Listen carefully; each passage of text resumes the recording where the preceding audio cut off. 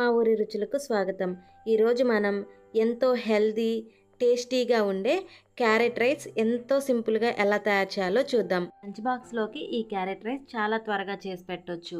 ఇప్పుడు కుక్కర్‌లోకి ఒక glass rice తీసుకుని శుభ్రంగా కడిగి దానిలోకి ఒక స్పూన్ ఆయిల్ వేసుకుని అన్నం వండుకుని పక్కన పెట్టుకోవాలి. స్టవ్ మీద అడుగు మందంగా ఉన్న ప్యాన్ పెట్టుకుని ఒక టేబుల్ స్పూన్ వేరుశనగ పప్పు వేసుకుని వేయించుకుని పక్కన పెట్టుకోవాలి. అదే ప్యాన్లో కొంచెం ఆయిల్ వేసుకుని ఒక 6 ఎండుమిర్చి వేసుకుని వేయించుకోవాలి. ఇవి వేగిన తర్వాత అదే ప్యాన్లో స్పూన్ పచ్చిశనగపప్పు కూడా వేసుకుని వేయించుకోవాలి. ఇవి వేగిన తర్వాత తీసి పక్కన పెట్టుకోవాలి. ప్యాన్లో ఒక పావు టీ స్పూన్ మినపప్పు, పావు టీ స్పూన్ ధనియాలు వేసుకుని వేయించుకుని పక్కన పెట్టుకోవాలి. ఇవన్నీ మిక్సీ జార్లో వేసుకుని మెత్తగా గ్రైండ్ చేసుకుని పక్కన పెట్టుకోవాలి.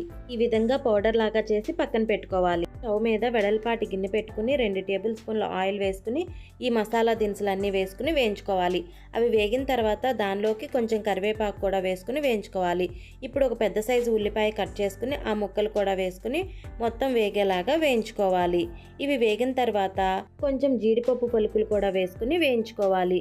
ఇవి మొత్తం వేగిన తర్వాత దానిలోకి ఒక పావు టీ స్పూన్ వరకు అల్లం వెల్లుల్లి పేస్ట్ వేసుకుని మొత్తం దోరగా వేయించుకోవాలి. అవి వేగిన తర్వాత ఒక కప్పు క్యారెట్ తురుమును కూడా వేసుకుని మొత్తం వేగే వరకు వేయించుకోవాలి. క్యారెట్లోని పచ్చివాసన పోయేంత వరకు వేయించుకుంటే సరిపోతుంది. ఇప్పుడు దానిలోకి పావు టీ స్పూన్ ధనియాల పొడి, పావు టీ స్పూన్ వేయించిన జీలకర్ర పొడి, చిటికెడు పసుపు వేసుకుని మొత్తం కలిసేలాగా కలుపుకోవాలి. క్యారెట్ మొత్తం ఈ విధంగా వేగిన తర్వాత మనం ముందుగా ఉడికించి పెట్టుకున్న అన్నంని ఈ క్యారెట్లో వేసుకుని మొత్తం కలిసేలాగా కలుపుకోవాలి. ఈ విధంగా ప్రతి మెతుకుకి క్యారెట్ ఫ్లేవర్ పట్టేలాగా కలుపుకుంటూ వేయించుకోవాలి. దీనిలోకి రుచికి సరిపడా సాల్ట్ వేసుకుని మరొకసారి మొత్తం కలిసేలాగా కలుపుకోవాలి.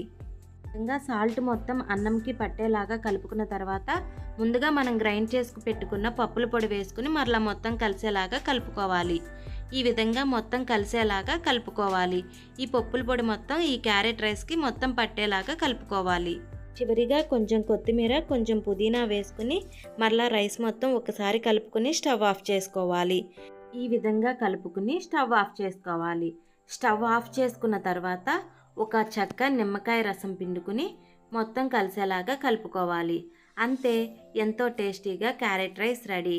ఇలా చేసి మీ పిల్లలకి లంచ్ బాక్స్ పెట్టి చూడండి, చాలా ఇష్టంగా తింటారు.